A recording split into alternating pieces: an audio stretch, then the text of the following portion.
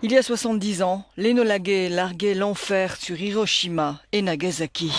L'explosion de Little Boy, puis de Fat Man, les 6 et 9 août 1945, allait faire plus de 200 000 victimes et catapulter l'humanité dans l'ère nucléaire. Aujourd'hui, l'American University à Washington consacre une exposition à ce grand choc qui a bouleversé l'équilibre mondial. Photographies, objets de l'époque, œuvres d'art, des pièces parfois jamais montrées en Amérique pour revenir sur un événement qui a marqué à jamais la conscience collective. L'histoire dit qu'en prenant la décision de larguer les bombes, le président Truman espérait sauver des milliers de vies de soldats et sous-estimer leurs effets dévastateurs. Le commissaire de l'exposition assure le contraire. Les bombes atomiques non seulement ont tué des centaines de milliers de personnes innocentes, dit-il, mais elles ont montré qu'anéantir toute vie sur notre planète était possible. Et ce qui est si choquant à mes yeux, c'est que Truman savait ce qui allait arriver.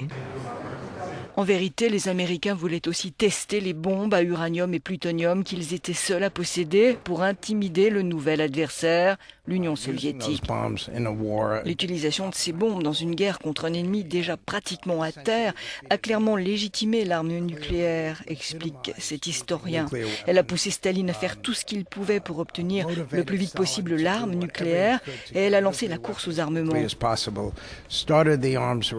Et sous l'administration Eisenhower, ça a été épouvantable.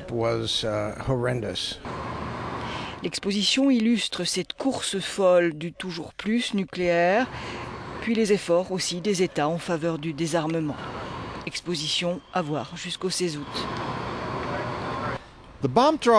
Les bombes sur Hiroshima et Nagasaki ont changé à jamais la pensée stratégique.